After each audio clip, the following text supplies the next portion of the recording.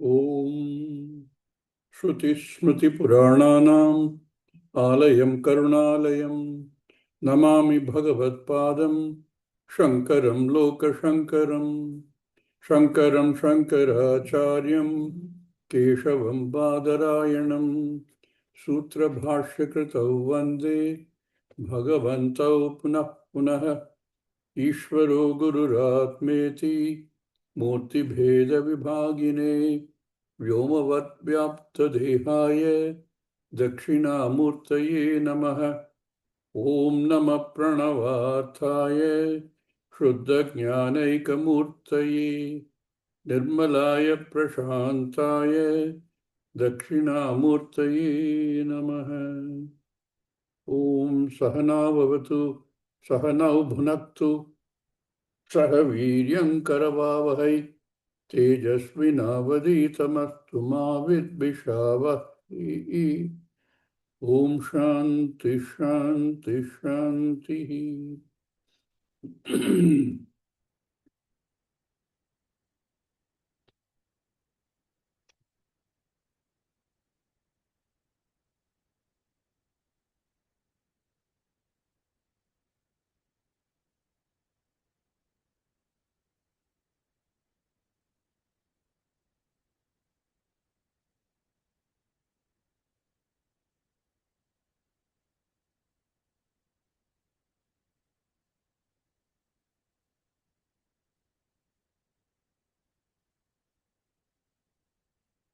Which verse have we finished so far? Where should we start? Verse 8 is completed. So we have to do verse 9 now. Yeah, connecting 8 and 9, we have to do that perfectly.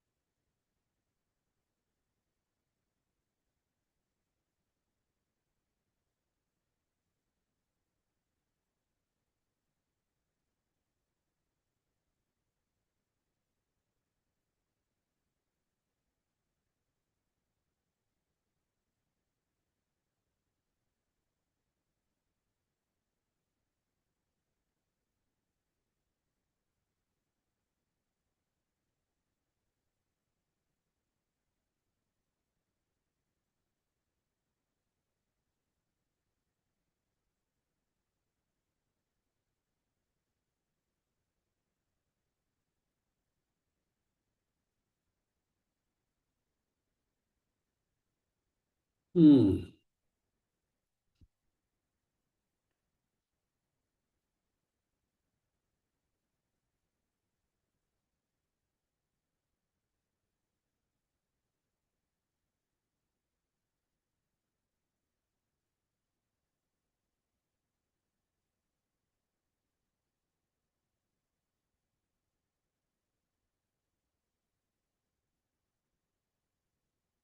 We finished last verse by saying Atma is Alinga.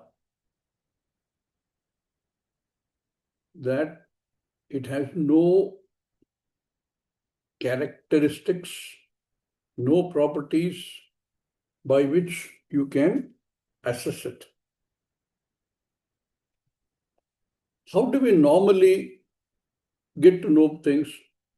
Our main source of knowledge is the Pancha Indriyas.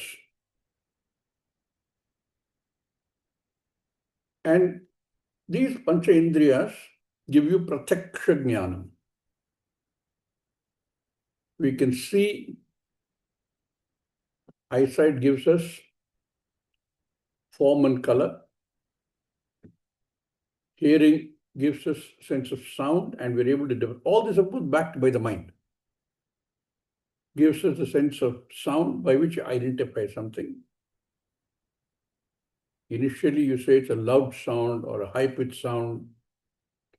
But then the mind processes it based on available information in the memory. We say there is an elephant because we hear trumpeting, that's a particular sound. You recognize there is some fried stuff happening very close by, even if you can't see it. Somebody is making bhaji. We infer that bhaji is there. The smell is known. Initially, the smell might say it's a pleasant smell or unpleasant smell. And what is pleasant to one person may not be pleasant to another person. If you ever live in a block of apartments with some Bengalis there, you might find it very unpleasant. They are waiting for the smell of cooking fish in mustard oil. If you're not used to it, you can't even stay anywhere close by. Like that, each of the senses directly senses something. There's no linger required. I see black color, I see black is black. But we know that there are other forms of learning, knowing, knowledge gathering,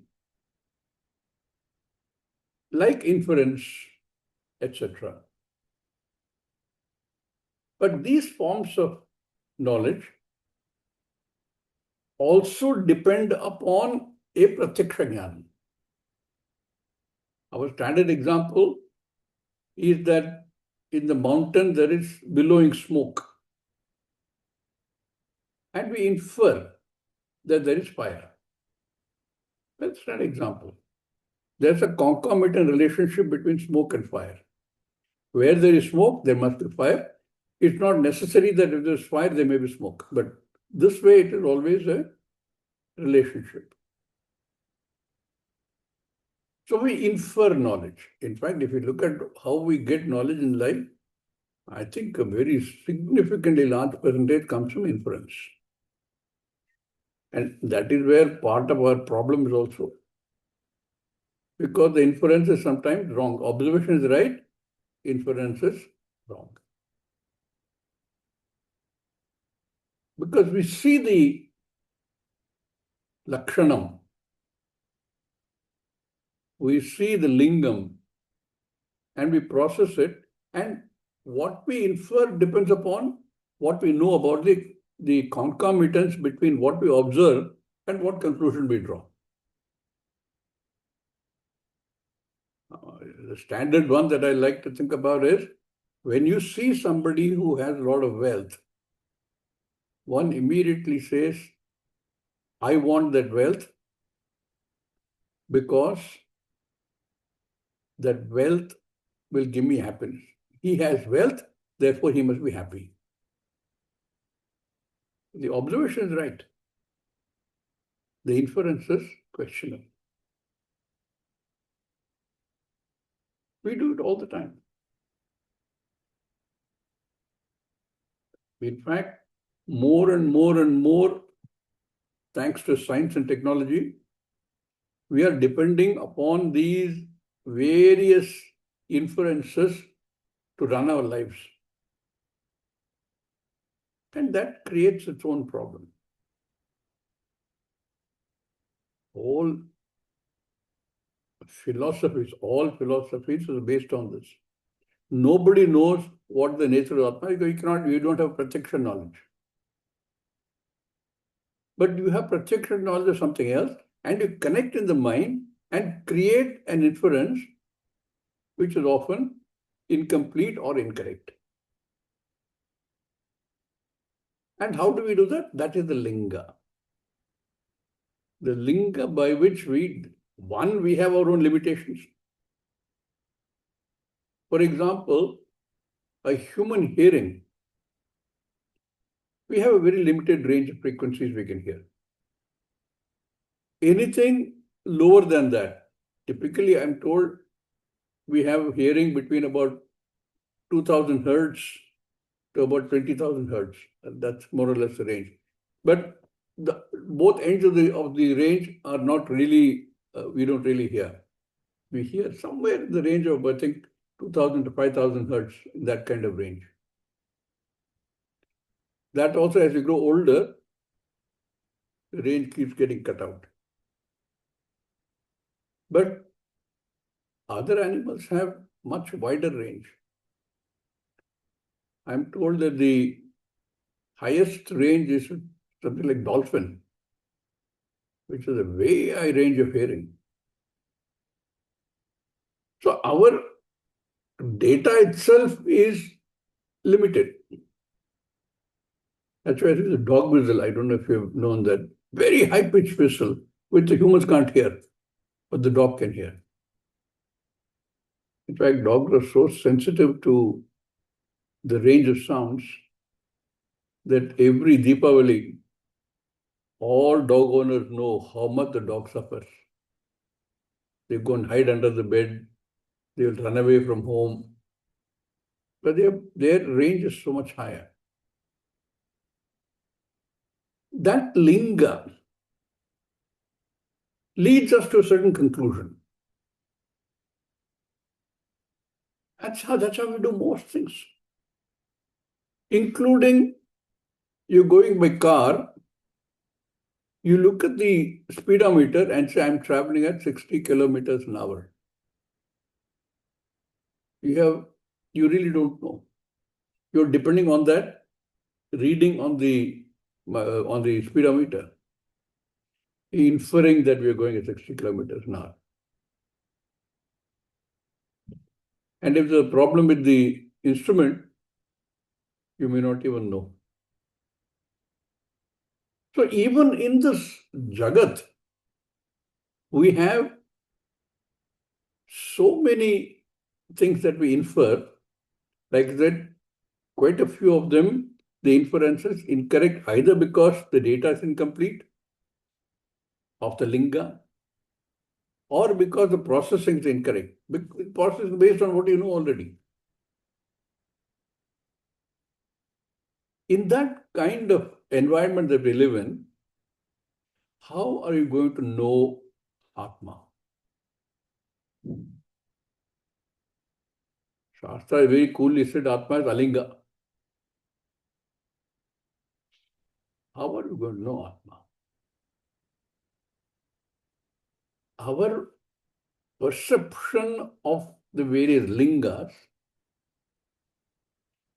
is the only way we're going to know the Atma, because that's how our experiences. That's how, in fact, the entire medical science works. If you go to the doctor and tell him you have tingling on the leg, he may tell you that you have problem with L4, L5. What does that have to do with the leg? Leg. That's an inference he draws. And then you verify it, do some tests and verify it. All are inference. How are we going to know the Atma? That has been the question. How are we going to? And to that, the answer came in the last two verses, saying, even though there is no linga, even though there is no way we can infer the nature of Atma, we have knowledge available in form of pramana, shastra. Did we do all the bhashya also? I don't remember having done acharya saha, shastra sasya. Did we finish all that? Yeah, we have done that. Done that? Okay. Yes. So that's where it comes from the shastra, and with the help of an acharya who will unfold it for us. I just don't remember these. Yam jnatva acharyataha shastrascha muchyate jantuhu. Avidyadi hridaya grantivihi jivan neva. Knowing this nature of Pratyagatma, how do you know this Pratyagatma? Pratyagatma itself means Pratyagatma literally means that which is going in the opposite direction, inwards. Pratyak is a word which is actually gati. And that gati is in the opposite direction. Normally our paranchikani, everything is outside, outwards. But pratyak is inwards, in the other direction.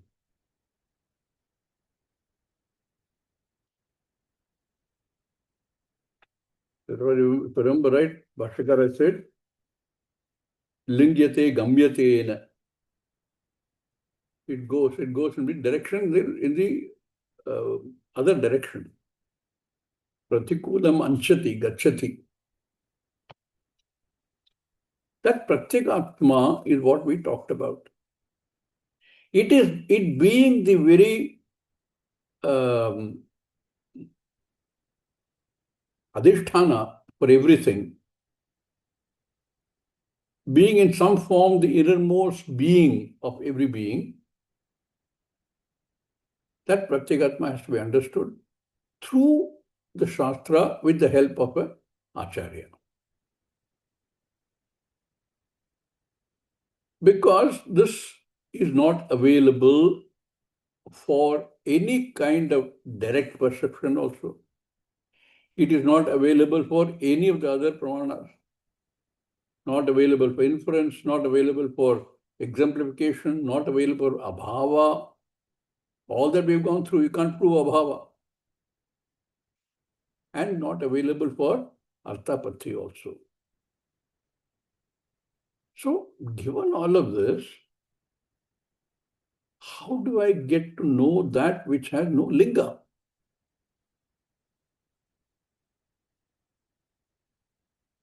So, Bhashyakara introduces this next mantra.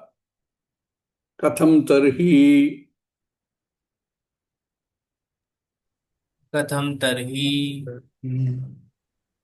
alingasya darshanam alingasya darshanam upapadyate ityuchyate.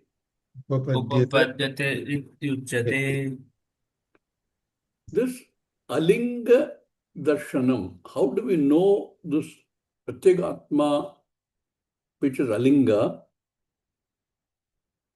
That question, I'm sure, comes to everybody's mind. It is not available to vacha, manasa, everything. Not available to any of the pratyaksha, not available for any inference. How do we know Atma? So Yamadharmaraja explains this. Na sandrishe tishtati न सन्दृशे तिष्ठति रूपमस्य रूपमस्य रूपमस्य न चक्षुषा पश्यति कश्चनैनं चक्षुषा पश्यति न च चक्षुषा पश्यति कश्चनैनं हृदा मनीषा मनसा विक्लिप्तः यदा यदा मनीषा मनीषा मनसा मनसा विक्लिप्तः विक्षिप्तो य एतद् विदुः अमृतस्ते एतद्विदुः भवन्ति. य एतद्विदुः अमृतास्ते भवन्ति. मृतास्ते भवन्ति. This Pratyagatma, the self, Yamadharmaraja reiterates, does not fall the range of any perception. It is not available for any of the perception. We can't see it because it is not external. Already we've looked at that. Although we said in one of the previous mantras that this is different from Indriya, which represents all the Anatma. Pratak. And therefore there are two things. There are Indriyas and all the Anatmas, and there's the Atma. And we start looking for the Atma outside. I don't know if you had any experience like this. There was a fellow once who was searching for his mobile phone. Or let's say the lady was looking for the mobile phone. And she raised hell in the house. Where is my mobile phone? Why can't anybody find it for me? I've been searching all over the house. Has somebody put it somewhere? She raises, and then she finally tells her husband, call my phone. And then when he calls the phone, it rings in her bag. Okay. Then, she picks up the phone. Her husband says, at least now you picked up the phone. No, otherwise, when I call, you never pick up my phone. It is right there in front of us. We can't see it.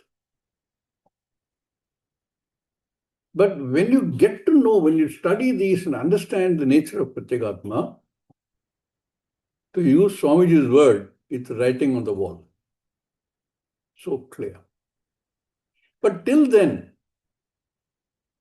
it can be very frustrating. We keep saying that it's not available for words, not available for any of the senses. It is beyond Indriyatitaha. How in the world am I going to know it? Because the only way I know anything is by through the senses. So how do I know it?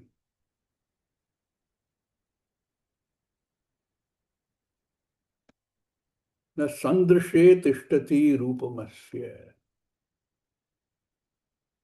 Sandrisha vishaye. This Atma is not available for, is not visible, it doesn't have a form. It looks like we're repeating that again and again. Shastra is repeating over and over again, but it's so important to understand. Na sandrishe tishtati rupam. Asya rupam na sandrishe tishtati. Sarupam also. And because of that, na chakshusha pashyati kaschit enam. Enam na pashyati. Nobody can see it. Now the seeing is a upacharikam. Seeing means can't see, can't hear, can't taste, can't touch, can't feel in any way. Can't smell. Na kaschana, meaning anybody. Enam chakshusha pashyati. You can't see it with the eyes. And therefore can't do anything with it. How do we know? Then the second line gives the answer. Hrida manisha manasa abhikliptaha. You can see it or feel it or sense it only within you. It's also an influence on you. Hrida manisha means manasa buddhya samyak darshanena abhikliptam abhiprakashitaihi. Atma prakashate. Atma is samarthya, is available in the buddhi. In many places you will see Hridaya is used to refer to Hridaya, even Manasa is used to buddhi. That is the only Upalabdha Sthanam we have. How we can know the Atma?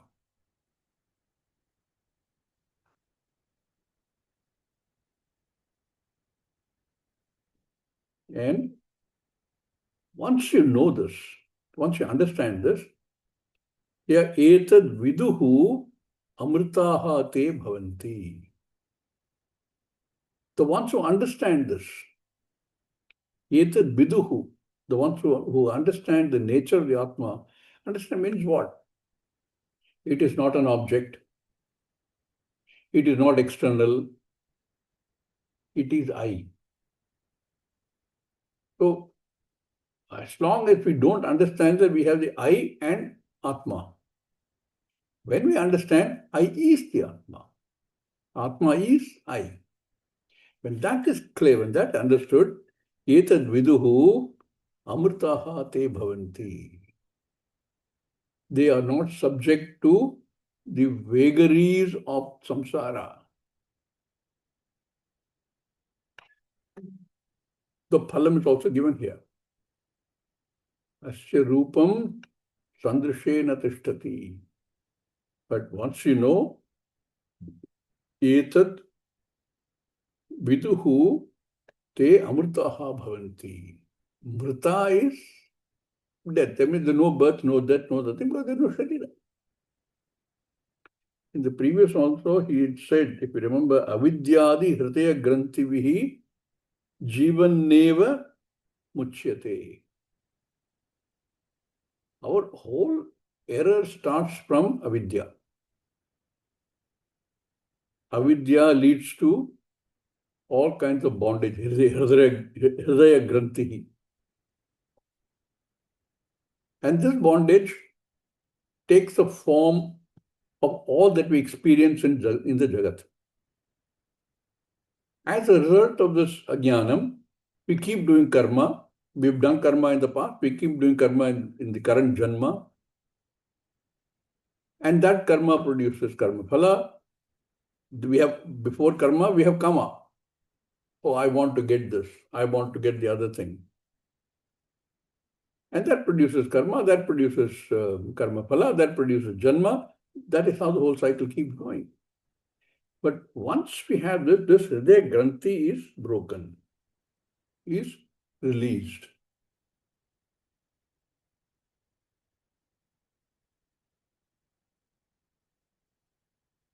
There's a note here in this which I had not seen earlier. Hritstaya buddhya avarana bhangartham buddhihi natu atma prakashanartham. Avarana nivrittihi prakasha adanam cha bhashyam. This hritstaya in the hridaya refers to buddhi, which is covered. So what it says we require is a buddhi, which is a very subtle buddhi, very sharp buddhi, which has to be developed. That is what we do by studying all this. We try and bring the buddhi to a level where it can take this knowledge and absorb it. And only with that prepared buddhi, in that prepared buddhi, can we see the nature of the Atma.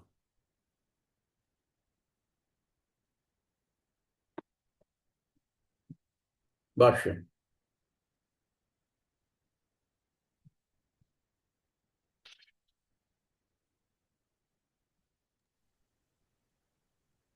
न सन्दृशे न सन्दृशे संदर्शन विषये संदर्शन विषये न तिष्ठति न न तिष्ठति तिष्ठति प्रत्यगात्मनः अस्य रूपम्. प्रत्यगात्मनः अस्य रूपम्.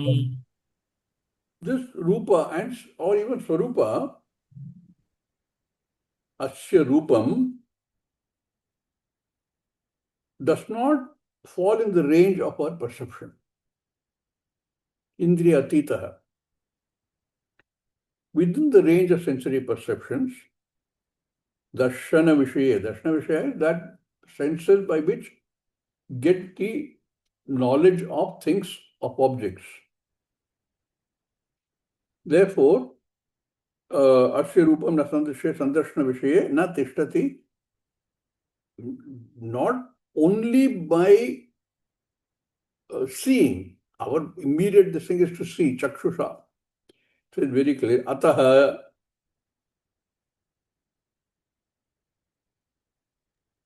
अतः na chakshusha न चक्षुषा sarvendriyena. सर्वेन्द्रियेण. Chakshuhu is a upalakshanam. Chakshu gives us form and color. This has no form, no color. How are you going to see this? Therefore, sarvendriyani, sarvendriyena, all of these indriyas, the same problem. It's not available for smell, it's not available for sound, it's not available for taste, it's not available for smell. All of them, we have the same problem.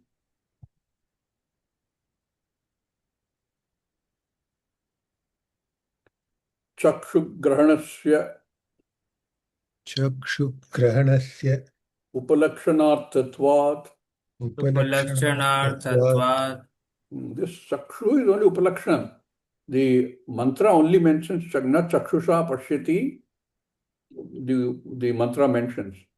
But it's only Upalakshana. Nothing, no sense can sense it. No sense can recognize it. The senses themselves depend on the Atma for functioning.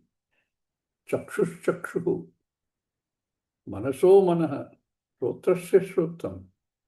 How are they going to find this? How are you going to take a torch into a dark room which can reveal all the objects but cannot reveal itself? How are we going to see the torch? Epatana chakshusha, meaning sarvendriyena, chakshu grahana, asya upalakshanarthatva. It is only upalakshana. Pashyati Pashyati na upalabhate na upalabhate kaschana kaschana kaschidapi enam kaschidapi enam prakirtamatmanam. prakritam Therefore, kaschana, anybody, any seeker, I've got to find Atma, I'm going to look for Atma. All search is external. How am I going to look for Atma? Where am I going to look for Atma? Atma doesn't have a location. How am I going to look for Atma? Therefore, na upalabhate kaschana.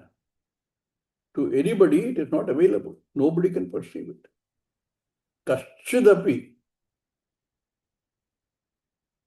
It is not available for anybody. This prakritam atmanam. Nobody can see it, nobody can touch it, nobody can hear it, nobody can smell it, nobody can sense it. This Atma, which is under discussion, which is what he wanted to know Chiketa about, is not available for any of the senses. He is only reinforcing what the question was. If I can't see it, how am I going to, if it doesn't have any linga, how am I going to see this? He is only reinforcing that. It is not available. So, pashyati na upalabhate. Pashyati means na upalabhate. Kaschana kaschidapi yenam prakritam atmanam. This Atma, which is under discussion, kaschidapi na pashyati.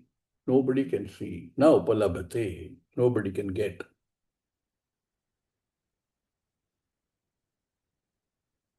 Then, if that is so, katham tarhi katham tarhi tam pashyet tam pashyet ityuchyate. Having reinforced this whole thing, saying that it is not available for any of the senses, you can't see it, words cannot describe it, there's nothing to describe. How then, katham tarhi, then how tam pashyet, how does one to see this? Ityuchyate tells us, it is now being told here, Hrida Hritstaya Buddhya. Hridaya buddhya.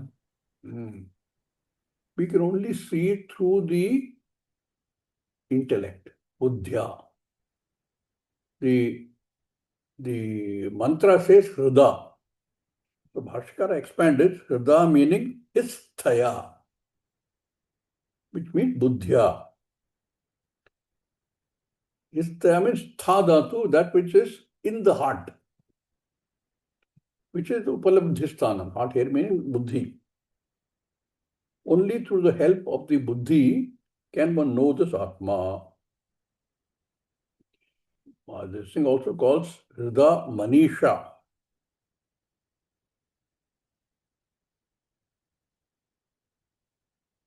Manisha,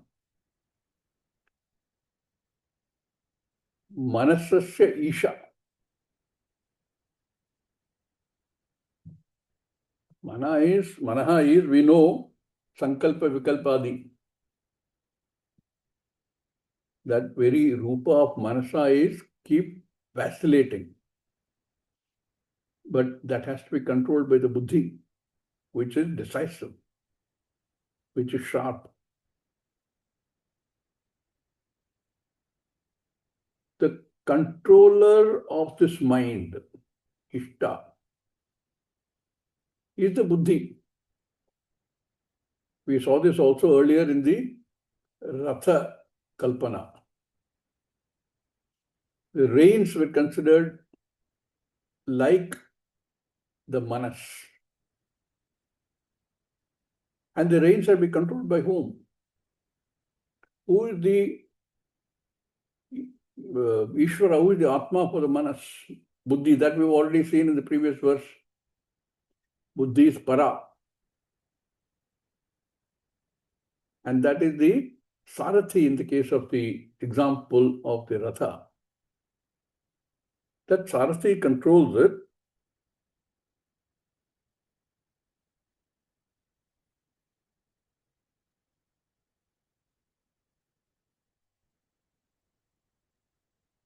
The one who is the Niyanta of the mind, one who should control the mind. Normally, often what happens is we let the mind wander. We let the mind decide. If we do that, there is no way we're going to be able to get the sense of this Atma. What is this Atma? How do we know the Atma? If the mind is going to take charge of it, take control of it, it is already vacillating all the time. So this cannot have this capacity to learn, to understand the Atma. Hrida Hristhaya Buddhya, then it says Manisha Manasaha Sankalpadi Rupasya मनसः संकल्पादिरूपस्य Ishte इष्टे Niyantruttvena iti नियन्त्रित्वेन इति Manit Taya Hrida Manisha मन्येतया Hrida Manisha Avikalpayitraya Buddhya अविकल्पत्रिया Mansa. That buddhi, by that buddhi only we can find. If you allow the mind, which is anyway vacillating all the time, to take charge, this, we've seen earlier that the mind, if you allow it to take charge, even for our normal day-to-day work, the preparation for moksha, it doesn't allow you to take place. Why? Because it gets driven by ragadvesha and keeps flitting from this to this, changing its mind all the time. Mind is changing all the time. Therefore, the niyantra of the mind, which is the buddhi, which must have control.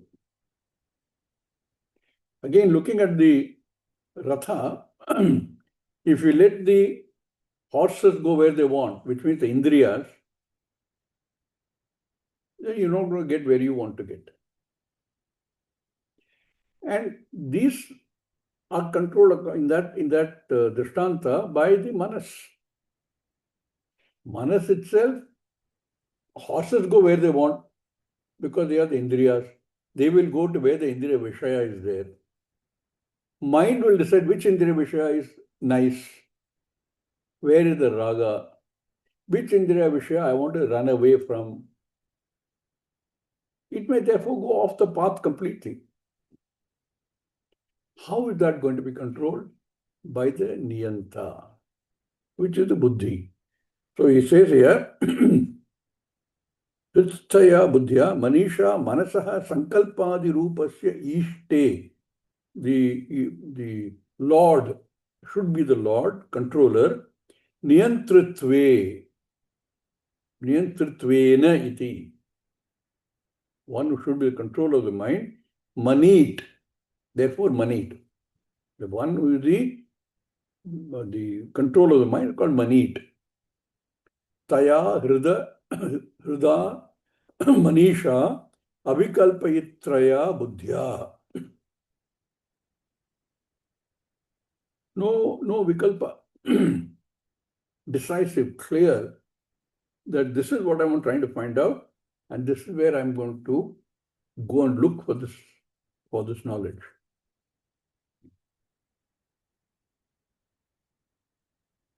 And therefore, then he says, Manisha, Manasa Ablikriptaha. The Bhashakara says, Manisha, Manasaha Sankalpadirupasya Ishte Niyantritvena iti Manit Taya Hrida Manisha Avikalpaitraya Buddhya. No Vikalpa. By that Buddhi, which does not allow constant change, that Buddhi in the mind, therefore, Manasa Sankalpadi Rupasya Ishte Niyantritvena iti Manit Taya Hrida Manisha Avikalpaitraya Buddhya. That which controls the mind and doesn't allow it to flit here and there. If it flits here and there, it's going to take your entire being in the wrong direction. Manasa Manana Rupena Samyak Darshanena. Manana Rupena Samyak Darshanena. With the correct understanding, which can only happen in such a buddhi, which is settled, which is clear, which is well prepared, which does not allow either the senses or the mind to go where they want to go, because that is not where you want to go. If you allow the senses, and many people do this, no, we've seen around, somehow the sense is looking for the sense object which it finds good for itself. For every sense, sight looks for something which gives it pleasure. Sound looks for something which gives it joy. Touch looks for something which is soft and nice. Taste looks for something which the tongue recognizes, even though it's only for a short time till it goes inside, as something I want. And smell, depending upon one's own, this thing, like I said, smell you want, taste you want, can be different. If you allow these senses to go where they want, they will definitely take one in the wrong direction. If you remember the Ratha, Kalpana, where will the horses go? Where there's food and water, grass is there growing, they will want to go there. That is their destination. Or perhaps, if there's a female horse, they might rush towards her. That is their destination. If you don't control it, then they'll definitely take you off the path. So he says,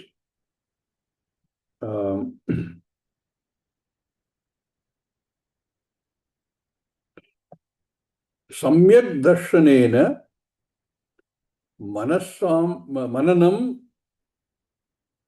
abhikliptaha. Means abhiprakashita.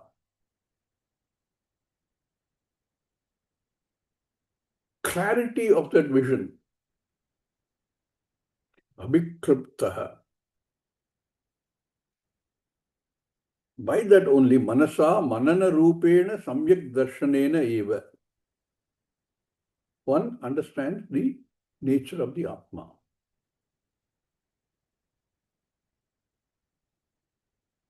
Abhikriptaha. Abhikriptaha. Abhisamarthitaha. Abhisamarthitaha. Abhiprakashitaha ityetat. Abhiprakashita ityetat. Abhikriptaha means, is given explaining, Abhisamarthitaha. Abhiprakashitaha. Knowing comes from dhatu, krip dhatu,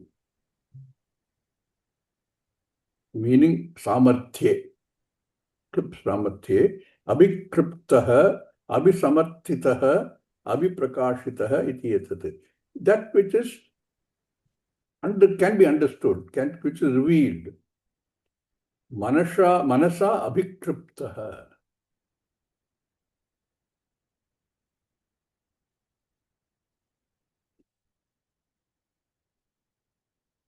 Therefore, you can only know this Atma with clarity, with a buddhi which is well prepared, with a buddhi which is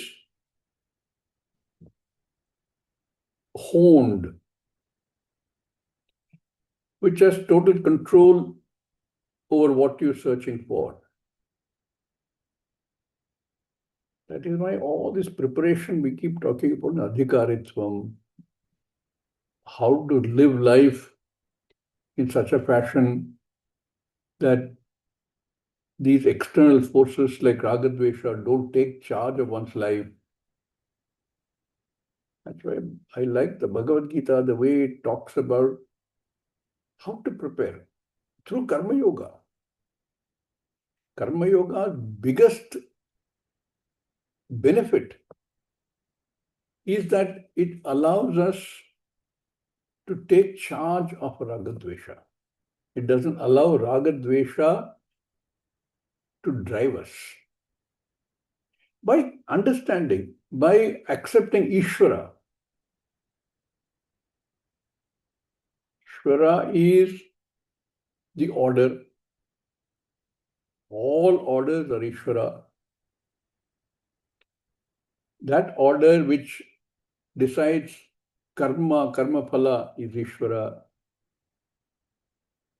Swamiji, can I say that even my ragadvesha is Ishvara? Yes, that's also Ishvara. Kama is Ishvara. But what this is telling us is, take charge of your karma. Don't allow it to go either adharma or take you away from the path which you have chosen. Not go here and there.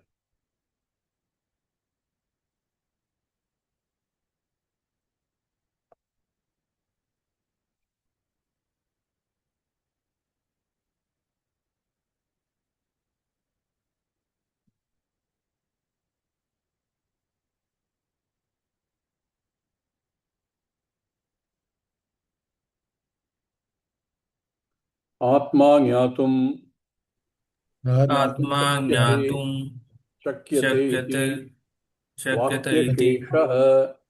vakyasheshaha. So, because this sentence looks incomplete, abhikrita, abhisamarthitaha, abhiprakashitaha iti etat. What happens? He says, Atma jnatum shakyate. One can know the Swarupa of Atma, iti vakya sheshaha. So Bhashyakara provides us that additional few words, saying this is Atma jnatum shakyate iti vakya sheshaha. To complete the sentence, so it becomes more meaningful. Our mantras are usually quite cryptic. Many times we have to supply other words to complete the meaning. And with the help of Bhashyakara, we do this many times. Therefore he says, Atma jnatum shakyate iti vakyashesha. That you add to bring in clarity and completeness of the sentence.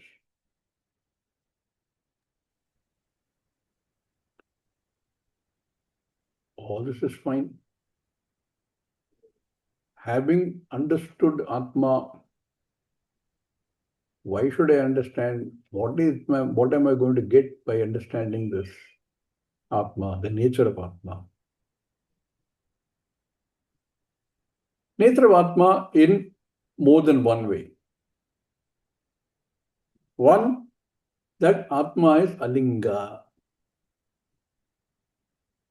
Therefore, it has no change, avikriya. It is not subject to time, space, or vastu. It is ekam, advitiyam, and most important of all, it is I. This is the understanding. And this, he says, can be understood through an intellect which is honed to an extent through various activities we do, through various forms of tapas we do, tapas meaning religious austerities. We bring ourselves to a state where that can be understood. All these things can be understood. That is, that's what they say, achintya. Not available to the mind. Not available to words. Yato vacho nivartante aprapya manasasaha. Comes back. Words cannot reach and understand. Tadhama paramam mama in the Gita. That which is not available for words. Unfortunately or fortunately, that is the only source we have in trying to understand this. Therefore, Guru, even if we have Shraddha in the Shastra, the words of the Shastra, we still need somebody to unfold it for us. Because words by themselves are aparavidya. The entire Veda is called aparavidya. They're not going to give us the answer. That answer has to be got through very clear. No, it is not something which is like an object where you can study more and more and have some more thinking about it, vichara about it, and get the answers, get the understanding. You want to do Rubik Cube, somebody can, you can actually figure it out yourself. Object. But when you're talking about the whole concept of I, not even the subject. See, initially we say that I is the subject. And I is the knower of all objects. But what we are saying here is that Atma is neither subject nor object. I is the Atma, not as a subject, not as the Jnata, but as the Jnapti, the one who knows both the Jnata and the Jnaya and Jnanam. That Jnata, that is I. That last step of figuring out all of these and the figuring out that is I. And I am that Brahman. I am Paramatma. This understanding is not very easy. If you understand this, anybody who understands this has no further problems. How can there be any further problems? All problems, all ups and downs belong to Sthula Sukshma Sharira. And once we understand this, I have nothing to do with the Sthula Sukshma Sharira. Sthula Sukshma Sharira is I, Sukshma Sharira is I, but I am not any of them. I am that which makes the apparent existence of Sthula Sharira, apparent existence of Sukshma Sharira. And since I've been able to come to the stage where I have no more abhimana with them, there is no individual I left. I am that Pratyagatma. That Pratyagatma is I. So when he says, Viduhu, he who knows, that Viduhu is very different from a viduhu of anything in this jagat. A great scientist who is a viduhu in this area, in his own field of specialization, he knows a lot about that subject. But he also knows the more I know, the more I know that I don't know. There are things I don't know in my own field.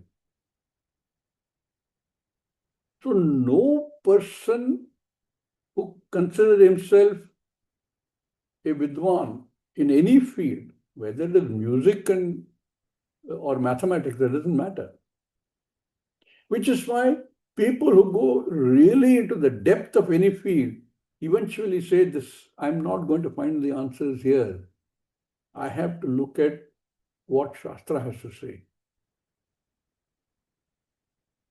So the viduhu here refers to the one who has understood, who can never get up and say, I have understood. That viduhu. That person who has truly understood the nature of the Swarupa of Atma, of I, as what? As Purnaha. Therefore, all the other things attached to it, Avikara, Ajaha, Amritaha, everything applies to them. Because of Purnatvam. When such a person understands this much, unfortunately, I still have to say the person understands this. The person is lost. There's no more person left. There is no person. Because the point of view has changed.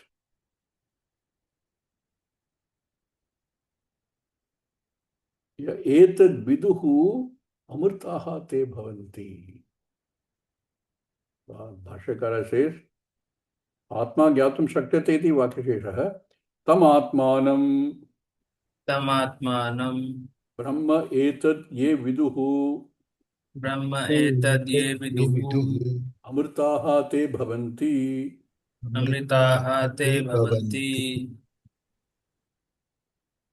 Amrita, we sometimes interpret as immortal. Amrita is what? Death. Amrita is no death because there's no birth. I was never born. What was born is the Sharira. I was never born. In that Sharira, I am seeing the nature of Atma in some form of reflected Atma.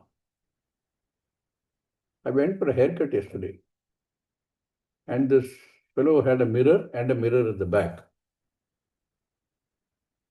So I could see so many of these eyes, both back and front. None of them is I.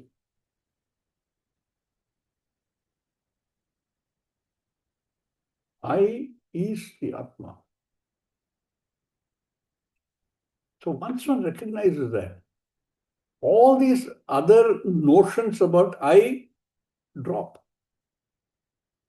And yet the Jagat continues. That I notion that I had earlier continues.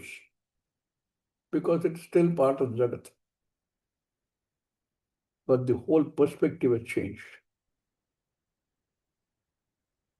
So, tam atmanam brahma etad brahma atmanam ye viduhu te amrtaha bhavanti. They are not subject to death or destruction. Body continues to be subject to destruction. Body continues subject to change, vikara. But once the understanding is clear, I am not this body. I am Brahman. Then the body's destruction, the body's changes, both Sthula and Sukma Sharira, make no difference to me. The pain in the body is in pain. I am unaffected. Therefore, asangoham.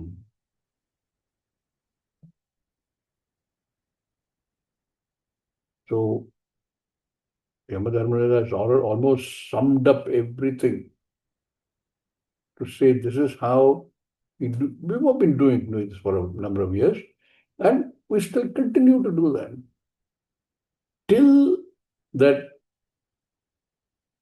our aparoksha clarity becomes easy to follow.